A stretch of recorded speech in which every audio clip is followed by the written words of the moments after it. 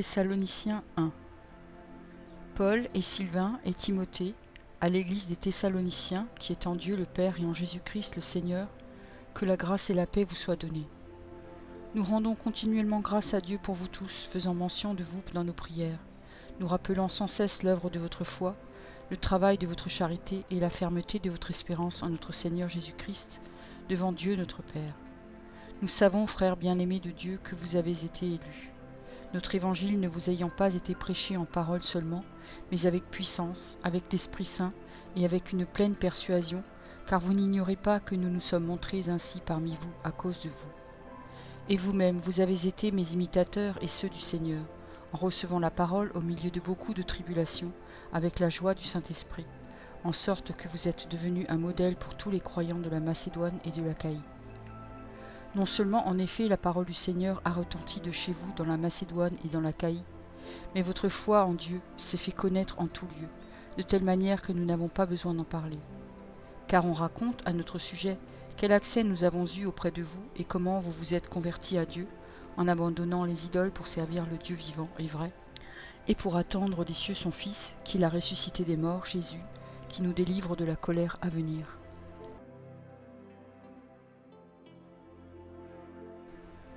1 Thessaloniciens 2.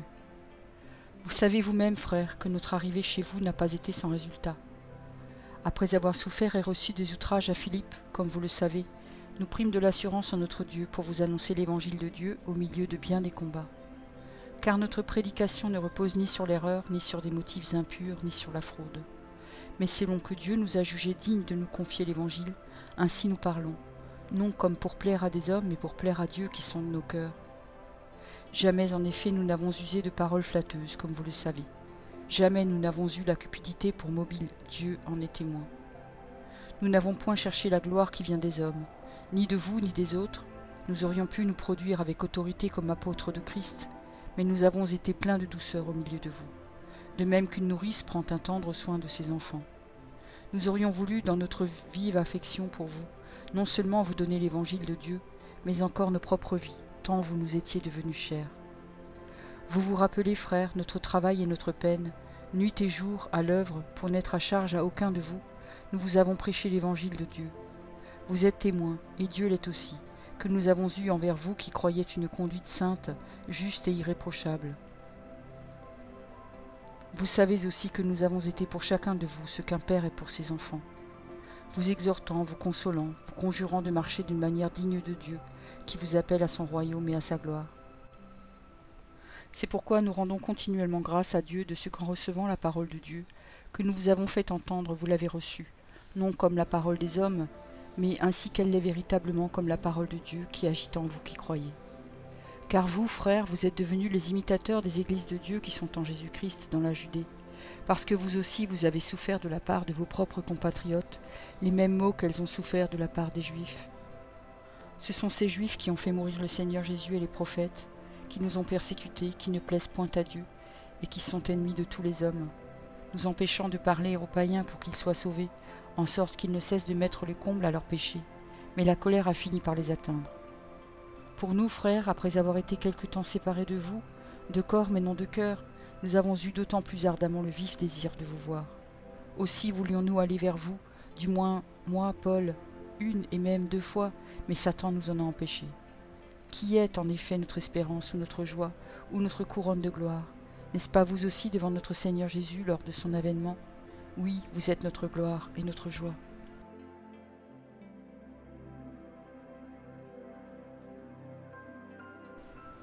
« 1 Thessaloniciens 3. C'est pourquoi, impatients que nous étions, et nous décidant à rester seuls à Athènes, nous envoyâmes Timothée, notre frère, ministre de Dieu dans l'évangile de Christ, pour vous affermir et vous exhorter au sujet de votre foi, afin que personne ne fût ébranlé au milieu des tribulations présentes, car vous savez vous-même que nous sommes destinés à cela. Et lorsque nous étions auprès de vous, nous vous annoncions d'avance que nous serions exposés à les tribulations, comme cela est arrivé et comme vous le savez. Ainsi, dans mon impatience, j'envoyais m'informer de votre foi, dans la crainte que le tentateur ne vous eût tenté et que nous n'eussions travaillé en vain. Mais Timothée, récemment arrivé ici de chez vous, nous a donné de bonnes nouvelles de votre foi et de votre charité, et nous a dit que vous avez toujours de nous un bon souvenir, désirant nous voir comme nous désirons aussi vous voir. En conséquence, frères, au milieu de toutes nos calamités et de nos tribulations, nous avons été consolés à votre sujet à cause de votre foi. Car maintenant nous vivons puisque vous demeurez fermes dans le Seigneur. Quelles actions de grâce, en effet, nous pouvons rendre à Dieu à votre sujet, pour toute la joie que nous éprouvons à cause de vous devant notre Dieu. Nuit et jour, nous le prions avec une extrême ardeur de nous permettre de vous voir et de compléter ce qui manque à notre foi. Que Dieu lui-même, notre Père et notre Seigneur Jésus, aplanisse notre route pour que nous allions à vous.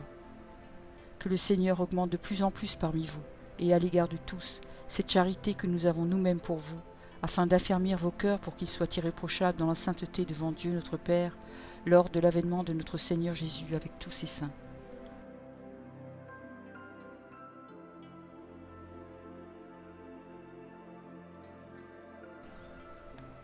1 Thessaloniciens 4. Au reste, frères, puisque vous avez appris de nous comment vous devez vous conduire et plaire à Dieu, et que c'est là ce que vous faites, nous vous prions et nous vous conjurons, au nom du Seigneur Jésus, de marcher à cet égard de progrès en progrès. Vous savez en effet quels préceptes nous vous avons donnés de la part du Seigneur Jésus.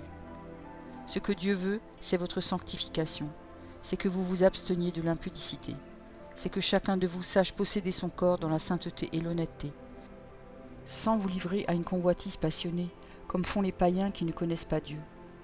C'est que personne n'use envers son frère de fraude et de cupidité dans les affaires, parce que le Seigneur tire vengeance de toutes ces choses, comme nous vous l'avons déjà dit et attesté. Car Dieu ne nous a pas appelés à l'impureté, mais à la sanctification. Celui donc qui rejette ses préceptes ne rejette pas un homme, mais Dieu, qui vous a aussi donné son Saint-Esprit. Pour ce qui est de l'amour fraternel, vous n'avez pas besoin qu'on vous en écrive, car vous avez vous-même appris de Dieu à vous aimer les uns les autres. Et c'est aussi ce que vous faites envers tous les frères dans la Macédoine entière. Mais nous vous exhortons, frères, à abonder toujours plus dans cet amour, et à mettre votre honneur et à vivre tranquille, à vous occuper de vos propres affaires et à travailler de vos mains, comme nous vous l'avons recommandé, en sorte que vous vous conduisiez honnêtement envers ceux du dehors, et que vous n'ayez besoin de personne. Nous ne voulons pas, frères, que vous soyez dans l'ignorance au sujet de ceux qui dorment, afin que vous ne vous affligiez pas comme les autres qui n'ont point d'espérance. Car si nous croyons que Jésus est mort et qu'il est ressuscité, croyons aussi que Dieu ramènera par Jésus et avec lui ceux qui sont morts. Voici en effet ce que nous vous déclarons d'après la parole du Seigneur. Nous, les vivants, restés pour l'avènement du Seigneur, nous ne devancerons pas ceux qui sont morts. Car le Seigneur lui-même a un signal donné, à la voix d'un archange et au son de la trompette de Dieu, et les morts en Christ ressusciteront premièrement.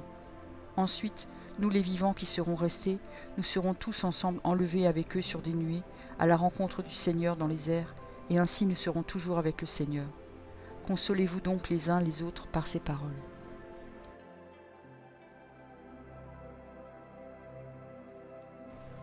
« 1 Thessaloniciens 5.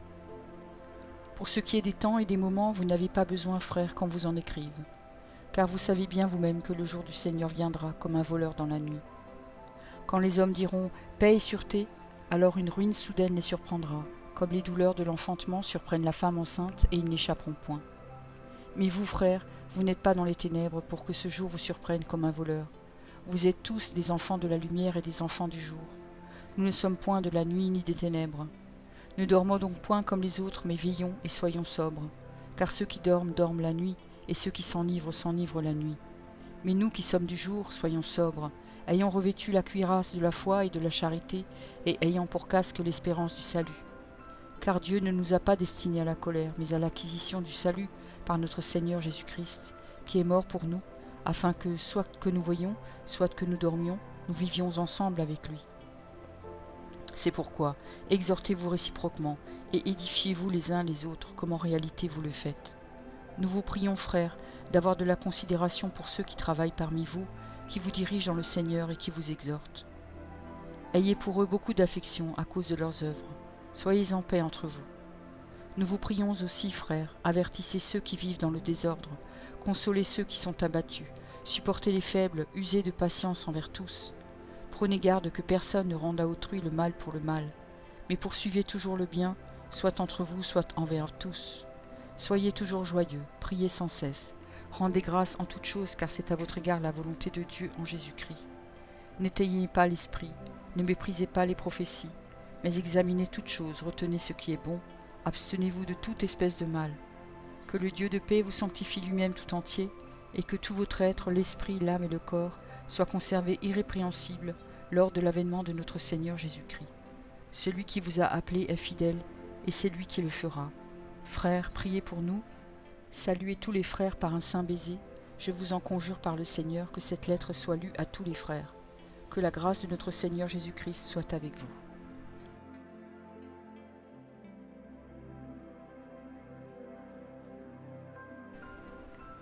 2 Thessaloniciens 1. Paul et Sylvain et Timothée, à l'église des Thessaloniciens qui est en Dieu notre Père et en Jésus-Christ le Seigneur. Que la grâce et la paix vous soient données de la part de Dieu notre Père et du Seigneur Jésus-Christ. Nous devons à votre sujet, frères, rendre continuellement grâce à Dieu, comme cela est juste, parce que votre foi fait de grands progrès, et que la charité de chacun de vous tous à l'égard des autres augmente de plus en plus. Aussi nous glorifions-nous de vous dans les églises de Dieu, à cause de votre persévérance et votre foi, au milieu de toutes vos persécutions et des tribulations que vous avez à supporter. C'est une preuve de juste jugement de Dieu, pour que vous soyez jugés dignes du royaume de Dieu pour lequel vous souffrez. Car il est de la justice de Dieu de rendre l'affliction à ceux qui vous affligent, et de vous donner, à vous qui êtes affligés, du repos avec nous, lorsque le Seigneur Jésus apparaîtra du ciel avec les anges de sa puissance, au milieu d'une flamme de feu, pour punir ceux qui ne connaissent pas Dieu et ceux qui n'obéissent pas à l'évangile de notre Seigneur Jésus. Ils auront pour châtiment une ruine éternelle, loin de la face du Seigneur et de la gloire de sa force, lorsqu'il viendra pour être en ce jour-là glorifié dans ses saints et admiré dans tous ceux qui auront cru, car notre témoignage auprès de vous a été cru. C'est pourquoi aussi nous prions continuellement pour vous, afin que notre Dieu vous juge digne de la vocation et qu'il accomplisse par sa puissance tous les desseins bienveillants de sa bonté et l'œuvre de votre foi, pour que le nom de notre Seigneur Jésus soit glorifié en vous et que vous soyez glorifiés en lui, selon la grâce de notre Dieu et du Seigneur Jésus-Christ.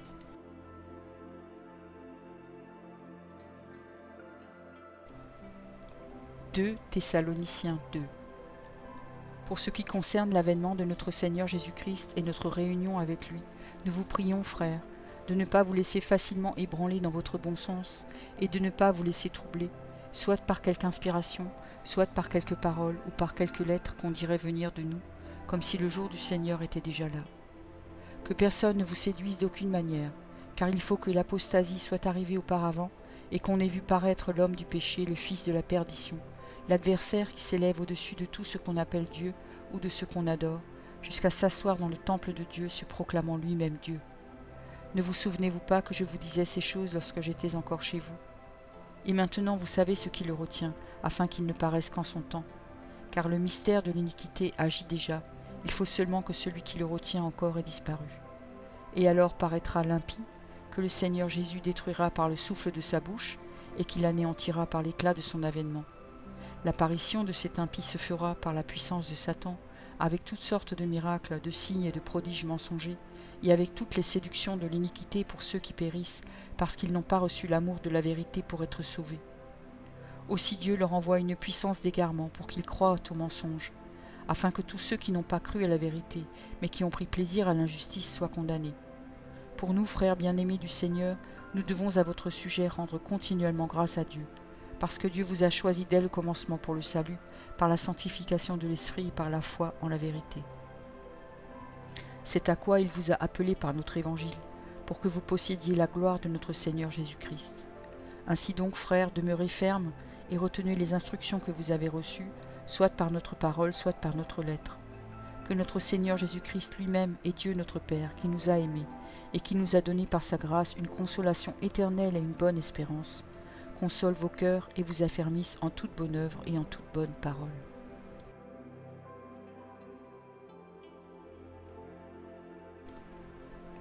« 2 Thessaloniciens 3.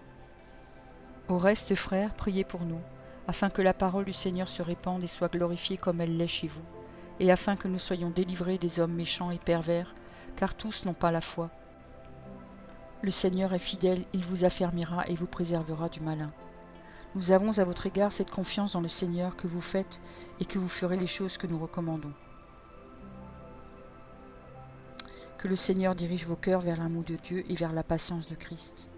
Nous vous recommandons, frères, au nom de notre Seigneur Jésus-Christ, de vous éloigner de tout frère qui vit dans le désordre, et non selon les instructions que vous avez reçues de nous. Vous savez vous-même comment il faut vous nous imiter, car nous n'avons pas vécu parmi vous dans le désordre. Nous n'avons mangé gratuitement le pain de personne, mais dans le travail et dans la peine, nous avons été nuit et jour à l'œuvre pour n'être à charge à aucun de vous. Ce n'est pas que nous n'en eussions le droit, mais nous avons voulu vous donner en nous-mêmes un modèle à imiter. Car lorsque nous étions chez vous, nous vous disions expressément, si quelqu'un ne veut pas travailler, qu'il ne mange pas non plus. Nous apprenons cependant qu'il y en a parmi vous quelques-uns qui vivent dans le désordre, qui ne travaillent pas mais qui s'occupent de futilités. Nous invitons ces gens-là, et nous les exhortons par le Seigneur Jésus-Christ à manger leur propre pain, en travaillant paisiblement. Pour vous, frères, ne vous lassez pas de faire le bien. Et si quelqu'un n'obéit pas à ce que nous disons par cette lettre, notez-le, et n'ayez point de communication avec lui, afin qu'il éprouve de la honte. Ne le regardez pas comme un ennemi, mais avertissez-le comme un frère. Que le Seigneur de la paix vous donne lui-même la paix en tout temps, de toute manière. Que le Seigneur soit avec vous tous. Je vous salue, moi Paul, de ma propre main. C'est là ma signature dans toutes mes lettres, c'est ainsi que j'écris. Que la grâce de notre Seigneur Jésus-Christ soit avec vous tous. Merci pour ton écoute. Je t'encourage à écouter encore la parole du Seigneur. J'ai pris un engagement avec lui et je publierai tous les jours un verset. Si j'en oublie un jour, j'en ferai 2 le lendemain. De ton côté, tout ce que tu as à faire, c'est de t'abonner à cette chaîne. Et s'il te plaît, n'oublie pas le pouce bleu. Et si tu veux me laisser un gentil commentaire, c'est aussi apprécié. Pour écouter la suite, clique simplement sur la vidéo du jour suivant, en haut à gauche. Que Dieu te bénisse.